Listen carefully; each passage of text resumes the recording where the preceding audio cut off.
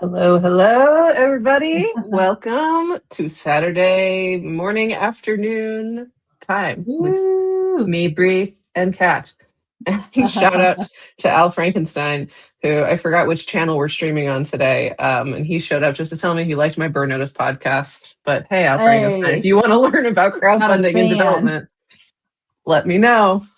I love that. He's Yeah, I fanning had out. a. Did you know that I had a Burn Notice podcast for 3 years? I had a I Burn did Notice podcast not. for 3 years. It's Constantly surprising me, Brie.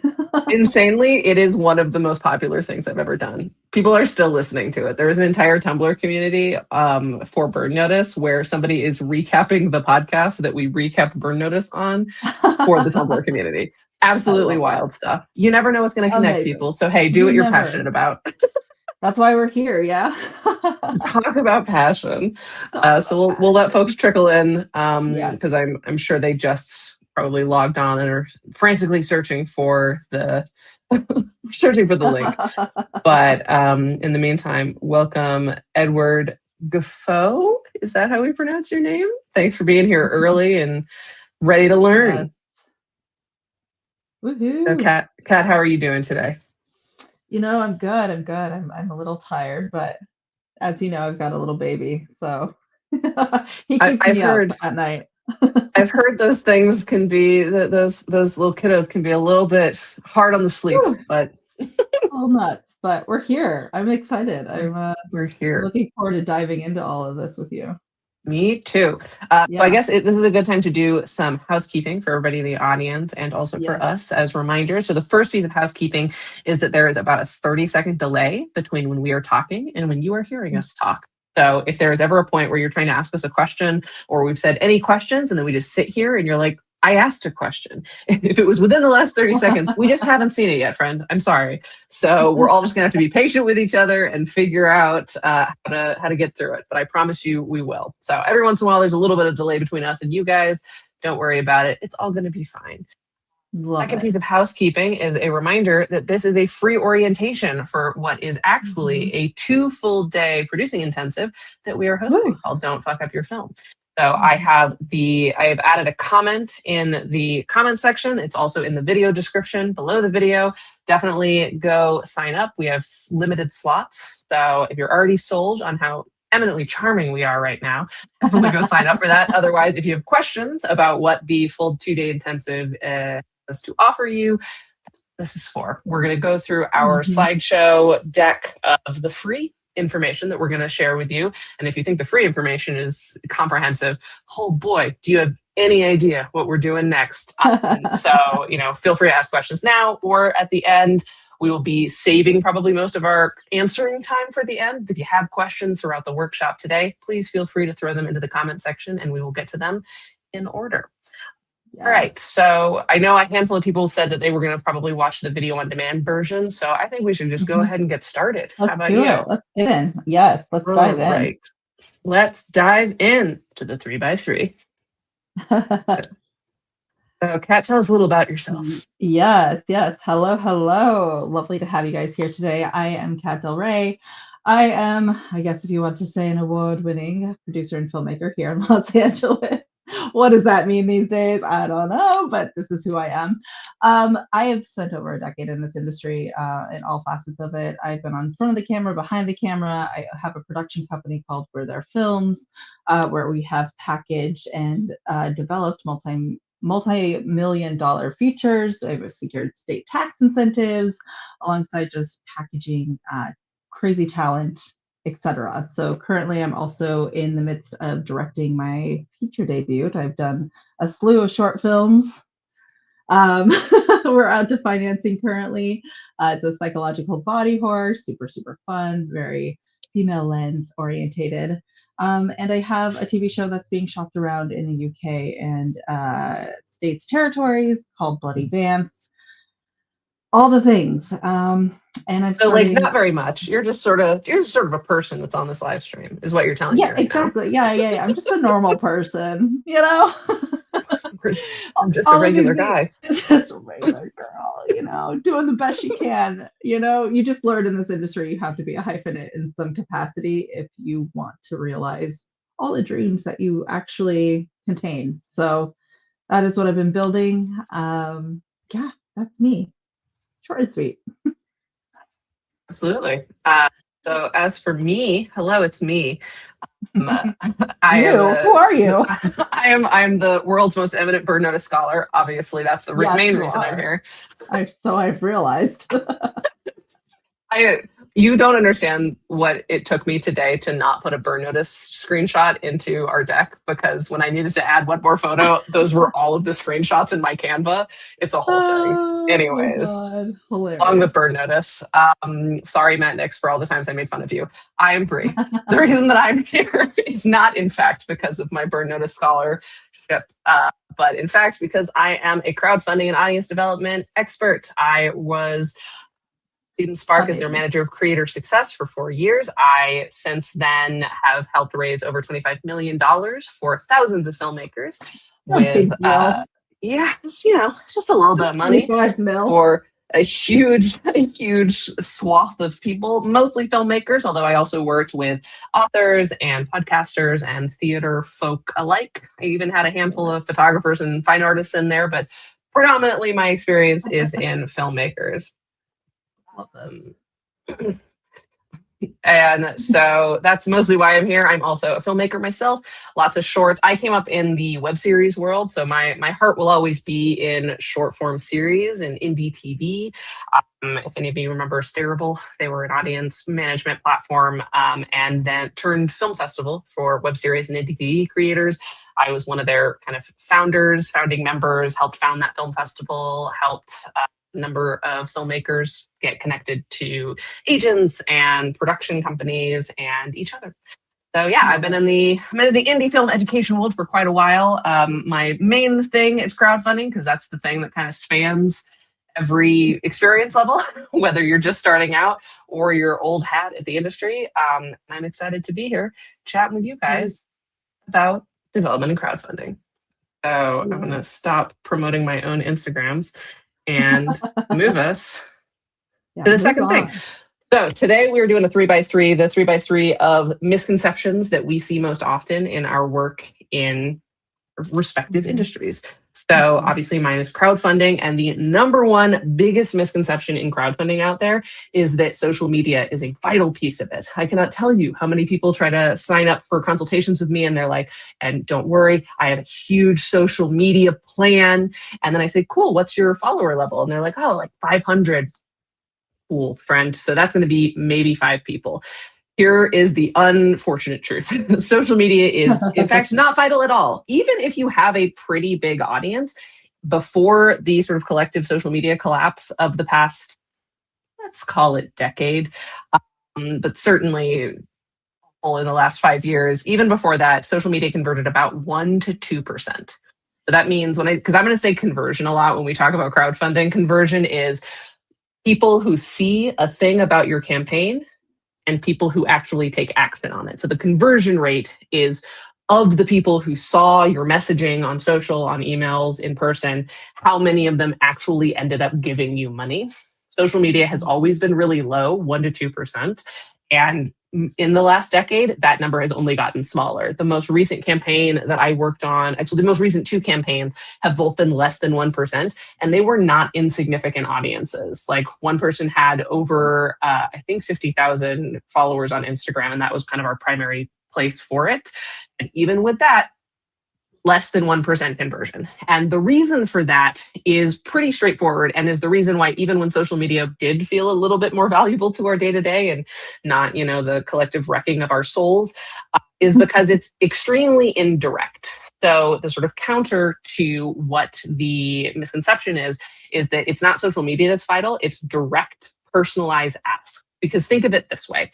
If you're in an emergency situation, there's a big crowd of people, something horrible has happened, and somebody in the crowd screams, oh my gosh, somebody call an ambulance. Now you're in that crowd. You've got a phone. You have a voice. And you could call 911. The problem is, your phone's like a little bit low on battery and like you're kind of going somewhere. There's so many people. I'm sure someone here will call the ambulance. I'm sure of it. But now let's change that scenario a little bit and assume that the person screaming looks you dead in the eyes and says, hey, you. Call an ambulance. Well, what are you going to do? Not call an ambulance? What kind of asshole are you? Of course you're going to call an ambulance. And the same is true for crowdfunding outreach. When you put it to the masses, maybe some hero in that crowd will take, responsibility and accountability for that action. But it is a lot harder to ensure that when you're kind of just letting everyone make that decision for themselves versus putting it to them directly. So the more personalized and direct you can get with your crowdfunding outreach, the more likely you are to succeed. Direct email, personalized email outreach converts over 300% higher than any social media post. So when it comes to deciding how to put together a crowdfunding outreach plan, personalized direct asks are your number one priority. Wow. Oh. Yes. I mean, yes. I was like, Speaking of going direct. By the way, that lends another. Yes. Okay. So that bleeds. I am the development mirror to crowdfunding and how this kind of all lends a hand with one another. So going direct. So a lot of times what I find in development is you have the vibes, right? You've got your deck, you've got your script, and you're so excited and you're showing people like, look at this great movie, make my movie. But going viral with your idea is just like a fantasy world. Like people are gonna look at it and be like, this is a great story. Who's involved? And so the number one thing you want to do in development is to create like your heat list, your ask map. And that is a scary thing, especially if you're a budding producer, because you're like, oh great, and a storyteller. You're that combo, you're that writer, but you're also like, now I have to go advocate for my film in the real world. If you don't have a plan to do that, your film is never going to get made. And this is where a lot of people come to me because they're like, help me. Because it's scary. It's scary, like to your point, Bri, like going direct to people and having those asks. Maybe vulnerable in that way. And you can't just be like, vulnerable. somebody pick up this thing that I really care Totally. about. And that's like, what care social about me. media is, right? Yeah, exactly. And social media, it's like you can kind of just put it into the void and be like, oh, I did my job, but you really didn't. So for the aspect of your film, you need to curate a list. And so what that means is a targeted outreach list of about 20 to 50 names off the top of your head that maybe your friends know, your neighbor knows. This is where you get cozy with being uncomfortable. And with those outreaches, you start to curate a 3 intro script of a soft ask, a medium ask, and a hard ask. And so what does that mean? So building a list, you need to build a financier list, a producer list, EP list, talent, rep, all of these people that you think could potentially help your film. And this is how you get to your 20 to 50 names, right? I'm going to send you guys a Google spreadsheet to help you kind of organize those thoughts. So, you guys are getting templates. Not just a free hour of workshop loveliness, but also templates from a development expert. And those are going to help you just kind of organize your thoughts, because I think the thing that I run into the most is anxiety around this and not having the tools or the withal of like organizing the million ideas that are flying through your head.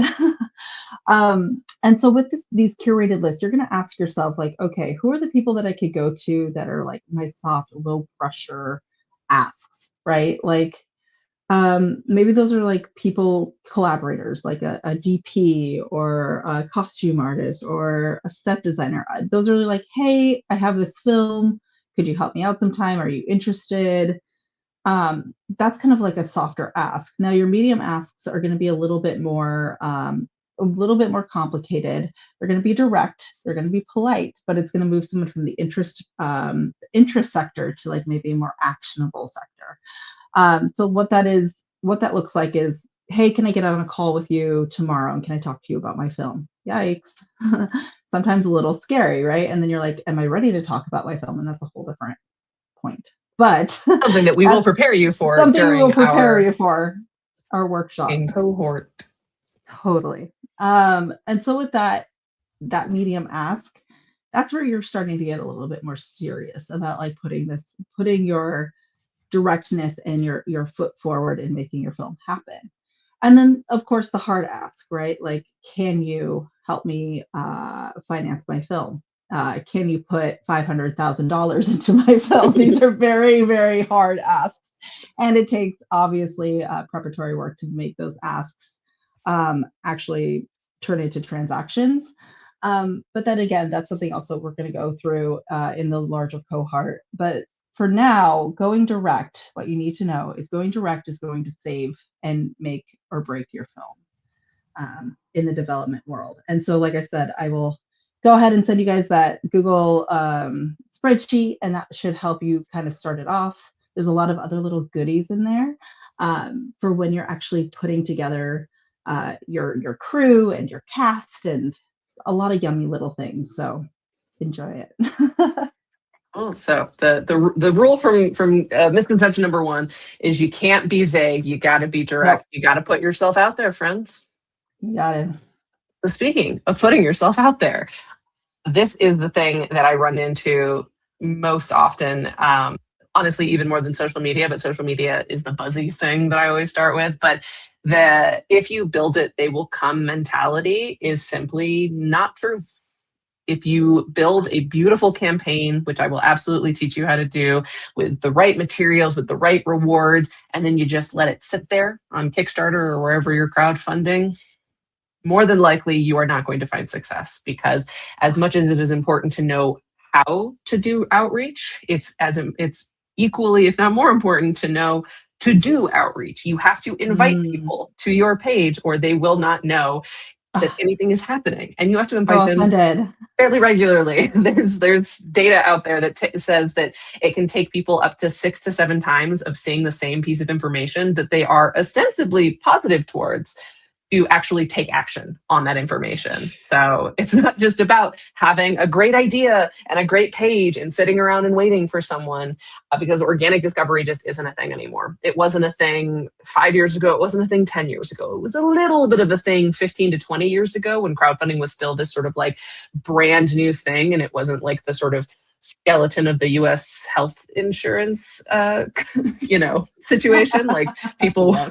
before people were using crowdfunding as a way to sort of just like live normal, dignified lives, it was like this fun, exciting thing where, ooh, what new stuff is coming up on Kickstarter today? But that is Yes. no longer the case. It is no longer the case that people just sit and Yeah. refresh the Kickstarter homepage waiting for someone to give their money to.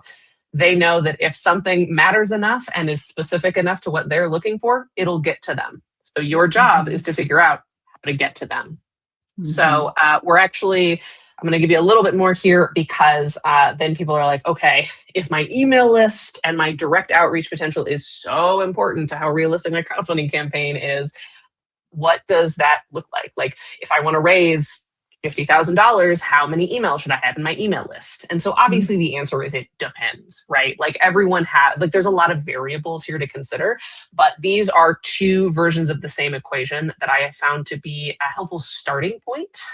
That then, as you learn more about your audience, as you do more research during your development phase, hopefully you'll be able to make this math a little bit more accurate to your particular situation. But the general math is, well, you can get to it one of two ways. So if you're looking for like, what should my crowdfunding goal be based on my current like email list potential, take 30% of your email list. So, you have 100 people in your email list, that's 33-ish people.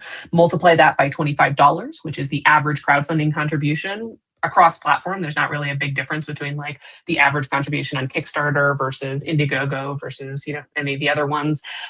The number that you get, so 30% of your email list multiplied by $25, should be at least 40 to 50% of your total crowdfunding goal. And if you're an earlier career crowdfunder, earlier career filmmaker, that number should be even higher. Now, another way to put this is if you have, I need to raise this amount of money, and you want to know how many email list, like what the ideal email list size would be, the version of this equation is you take your crowdfunding goal, so what you actually need to raise, and we will break down that that's not just a simple number that you can come up with off the top of your head in the larger cohort. But for the purposes of this, we're assuming that you know what the minimum viable dollar amount for your crowdfunding goal is. You divide that by $15, and what you end up with is the number of emails that should be total in your email list. Now, this math obviously is assuming quite a few things because it's generalized math. So the first thing that it assumes is that the highest possible conversion from your email list to your ultimate crowdfunding campaign is 30%. Now, this is kind of an old number because, like I said, I've been in the crowdfunding game for a while. Since like 2019, the numbers have gotten lower. So again, to speak to some of my most recent campaigns and these are people with like active email lists who have newsletters. One woman even has a daily newsletter of over 100,000 people. Their conversion rates are capping out at like 11 to 15%. Wow. And these are for people who have active email lists. These people know they're getting emails from this person regularly. It's a warm introduction, not a cold outreach. So if you want to be a little bit, and certainly like your email list conversion is going to depend a lot on like how recently have they heard from you? How recently have you crowdfunded? If you have recently, do they like the thing that you're selling, or are they just a person you have their email for? Like all of these things affect your conversion rate. And so it's worth being a little bit more conservative in your early math so that you can, ensure your success later. Now, the other thing that this math assumes is that the average crowdfunding contribution is $25. And like I said, this is an average across platforms. However, individual audiences are going to have varying averages depending on the age of your audience as well as your socioeconomic status generally.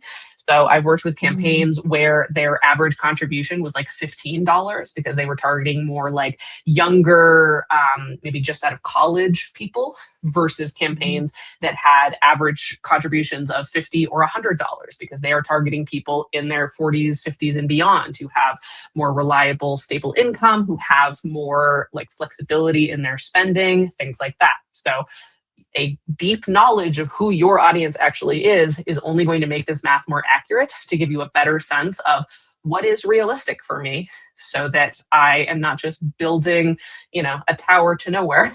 I'm building something because people are waiting for me and they are ready to receive my invitation. Hey, that is everything. That is how we build to yes and those conversions, right? Mm-hmm. And that is like part of the documentations or the documents that you need for any kind of campaign, any kind of financier, anyone that's going to possibly help your film. Because again, your great script and your pretty deck is not going to save your film. You need a path to the marketplace, right? And development is packaging, and that is the pathway to how your film actually gets financing, how it gets distributed, and who it's for. So to build that, you need to build out your distribution plan or a general idea of where you want to go, your audience or who you think your target audience is for this film, what those comps possibly are. And the thing that I will go deeper into in the workshop is the comps are interesting because people think like, okay, I need to find comps that are in my specific genre. And that's not necessarily the case. It's more about the target of what what level your budget is at and what they've done in the marketplace, and not just genre specific. And I learned that my first year of working in development. I was like, wait, what? I thought comps were like, I have a psychological horror, so here's like these 5 psychological horrors that are in the vein, but that's just a visual comp, right? You need Right. Like something there's that a is lot a of different kinds of financial comps. Totally. And so that the ones that really help you in the development are going to be more of those financial comps for your deck. So, How do you and then find financial comps? Like how do you even find what is a comparable financed film? Where is that information available?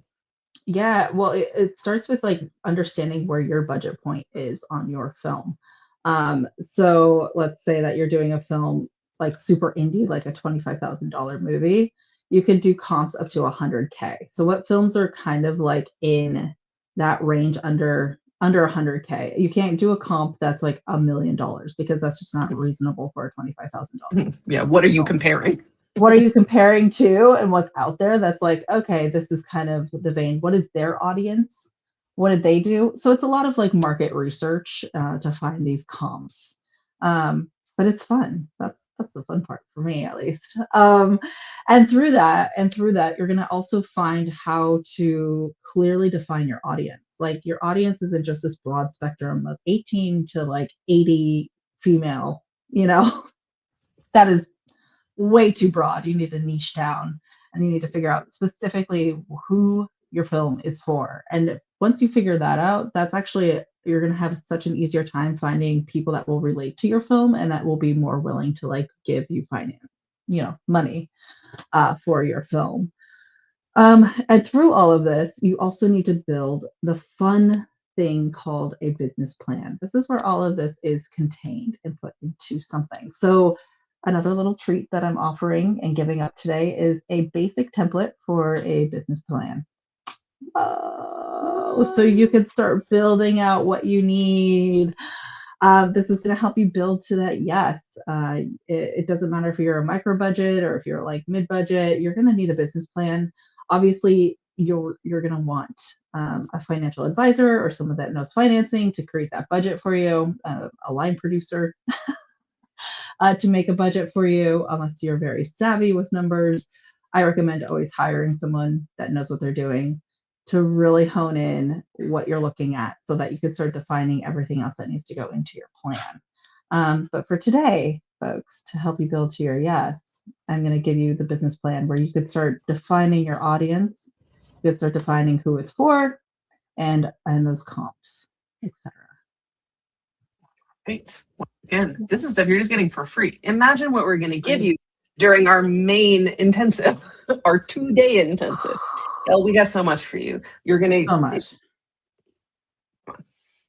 Now, you might at this point be a little bit nervous about things like the word business plan or the concept of financing and fundraising.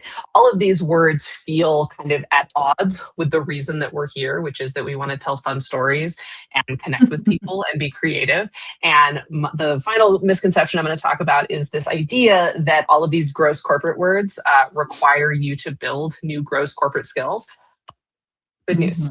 You don't have to. Like, we're going to use these terms because like boring business people need you to know what the terms mean. But at the end of the day, crowdfunding and, as Kat will tell you, development is honestly just honing skills you already have, right? Crowdfunding is a creative exercise. If you can just nerd out about your project for an hour or two, unfiltered, just talking about all the things that you care about with this project, why you're excited about it, why you want to do it, you can crowdfund.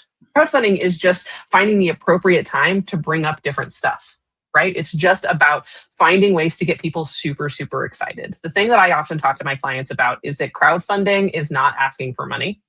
It's about building excitement for a thing that you're really passionate about. The money will come, right? If you don't successfully like energize the crowd, the funding is irrelevant. If people aren't excited, they're not going to give you money. And even if they do give you money because you like browbeat them into doing so, holding them hostage, like I'll stop Facebook messaging you if you give me $5. Sure, you might get $5, but what have you actually built, right? Your budget. But we don't make films for them to exist. We make films to share them with people, to show them off, to connect with audiences, to make an additional film. And if your entire audience is built up of people who have had a gun to their heads to give you the last pocket change that they've got on them, how many of them are actually going to watch the film that you make? All you're doing is forcing yourself to reinvent the wheel every single time you need to make a new project. That's not a good system. It doesn't feel good for you or for them, and it doesn't actually help you build a sustainable career. So it is really important that we approach this process with the same level of passion and excitement and storytelling prowess as we approach every other part of the fun stuff that we actually want to be doing for our films. So when you think about it from that perspective, if you notice yourself not having fun during, filming your pitch video, coming up with incentive ideas, I want you to stop. Take a breath and think, okay, I understand the best practices for this. Bri has beat them into my head. Like she's told me everything I need to know. So what is the most fun version of this for me? What is the thing that feels most on brand for this project, feels most exciting for me, and most importantly, is something that I would be excited about even if I didn't know anything else about this project? Because we've talked a lot about audience and like who you're targeting and who's saying yes. You're the first person that needs to say yes to you. You are your first audience member. You're making this film because you believe in it. Because even if you weren't attached to it, you would want to see it made. You would want to watch it. So if you're building a crowdfunding page that you don't care about, why would anyone else? So filter everything you're doing through this. Would I care? Would I be excited? Would I watch this whole video? Would I give you $25 for this reward? Would I maybe be convinced to give 50 because, oh, that $50 reward is so fun and cool? This is how I want you to be thinking about this process, not what does the corporate language demand of me in this moment, but what would make me excited? And how can I get other people excited? If people are excited, the money will come. Again, mic drop, just like is it. That's like the whole crux of everything. I think, again, too, in development, you're so busy curating all of the material that a lot of times what people overlook is a pitch ecosystem, because there are multiple people that you are going to be pitching your film to, but you're not going to be pitching it to them in the same way, right? And you're going to need different pitches for different things, right? Like you need your 10-second hook for, let's just say you're like, oh my gosh, you're at a party. Here's this producer. What is that hook in your film? What is your quick little elevator pitch? That 60-second one, you have 60 seconds with somebody, you're in an elevator. I don't know. Like you're going down. You held them hostage. You pushed the button. The firefighters are racing towards the elevator. You have 60 seconds. Got 60 seconds.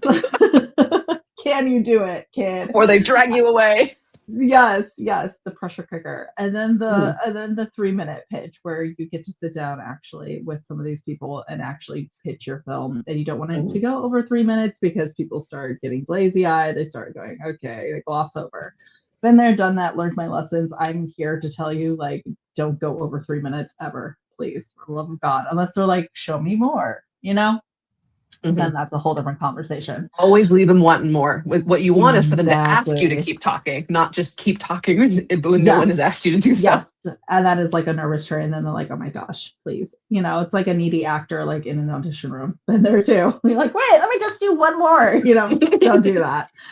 So with that, your deck and your story flow need to also match your pitch. So when you're pitching, there's different ways to do this. You're going to pitch through all of this process of trying to make your film. You're going to pitch talent, you're going to pitch investors, you're going to pitch producers, and those all look different. So you're going to do obviously the core of like why now, and then I'll just quickly run through a couple things. So like talent pitches, right?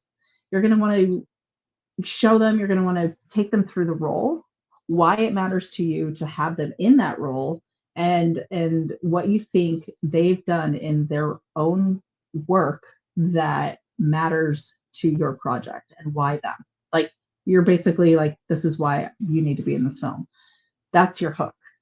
Don't go rattle on about this and that and this and that about like, you can make story beats, but really make it about the talent. And that's how you're going to hook them. With your investor, you're going to want to have your plan, obviously.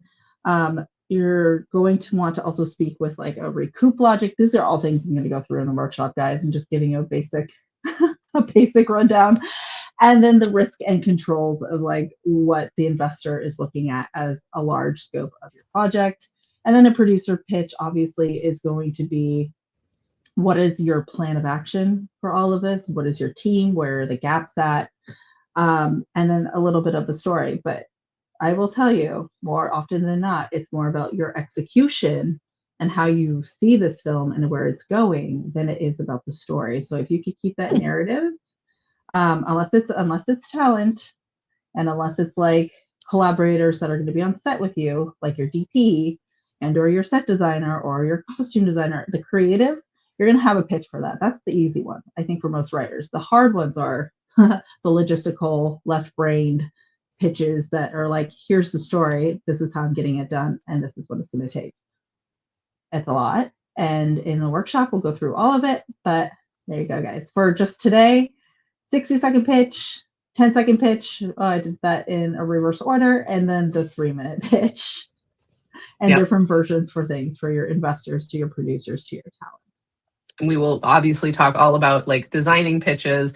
And because Yes. the one thing I do find that when I talk about pitches is that people have this idea in their heads that a pitch is like you're standing in front of a boardroom at the NBC offices and you have a PowerPoint. And like, sure, that's a version of a pitch. You're not going to Sure. get there without honing that 10-second pitch where you happen to meet 100%. somebody at a networking event, or the 3-minute pitch where you Yeah, finally get coffee or a general with someone. Like the little totally. pitches, the ones that are just sort of seem like talking, seem like chatting about the thing that you're working on next. Like Yeah, that's what you can be honing right now that's going to be actually useful to you. The big, long 100%. pitch deck pitch version of that, you will have Long game. already, yeah, that's hugely long game. Like you can't think of it in those terms. Anytime you are talking to somebody about your project with the hopes that they'll take some kind of action at the end of the conversation, be that following you on social, giving you their email address, agreeing to a second meeting, whatever, all those actions are Mhm. valid. That's a pitch. So anytime you're Yeah, talking to somebody about the thing you're working on that you want something from them out of, that's the pitch. You need to get comfortable with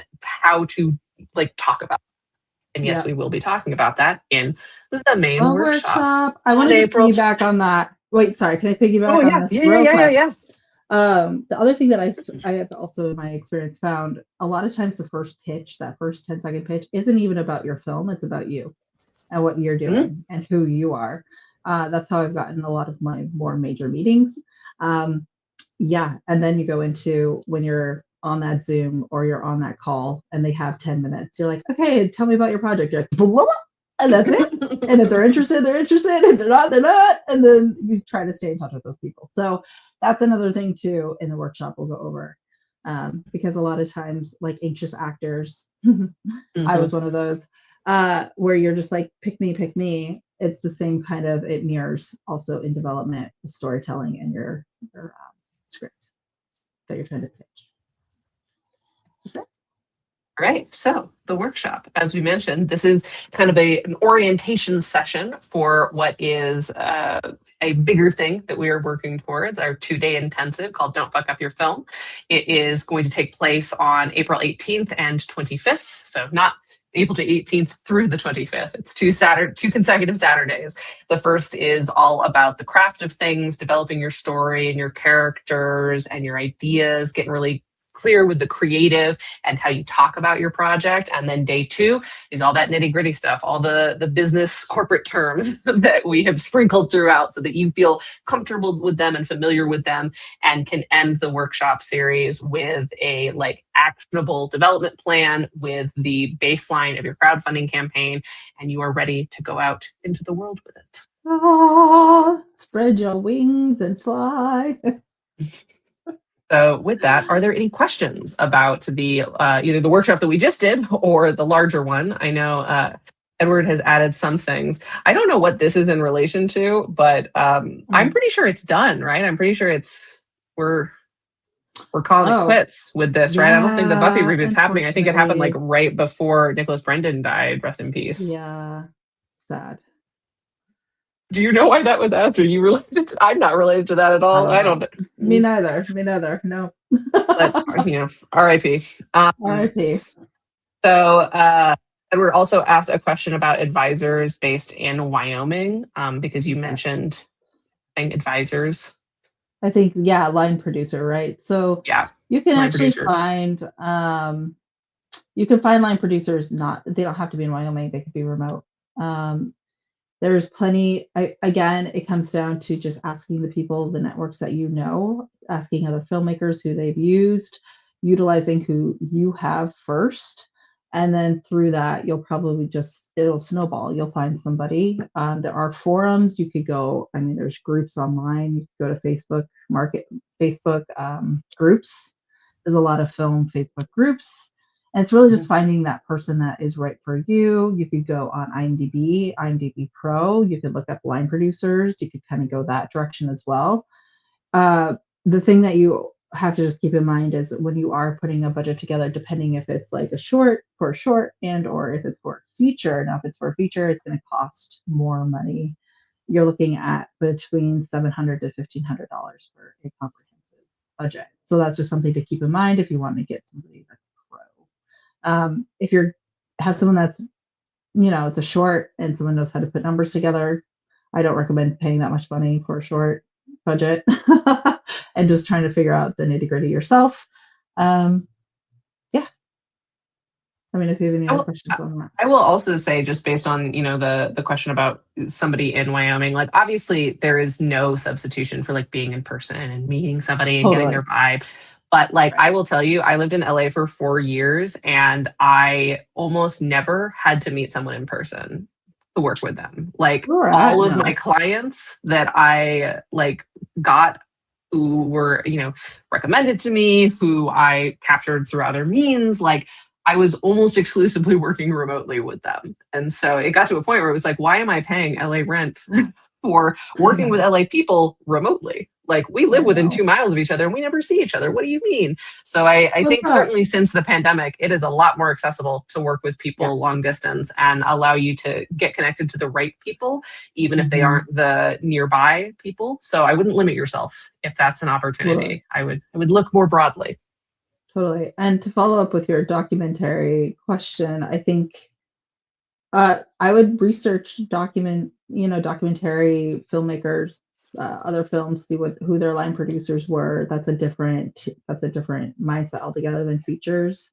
Yeah, just go to IMDb. IMDb Pro, if you have it, is a godsend. LinkedIn, sometimes you can get on there and there's people listed there as well. But I would start there. Yeah, the comp stuff that Kat was talking about earlier about like finding financial comps, like that's a great place to start looking for. Yeah, who were these people's producers? Who were these people's financiers? And who's working on the kind of stuff that I'm making already? Because it's a lot easier to pitch somebody on, hey, this is a thing that you've done before that I really respect that you've done, that you're good at. Here is my thing that I think fits naturally into your slate of existing projects. Like it's a lot easier to do that versus like, hey, a person who's never produced a documentary before.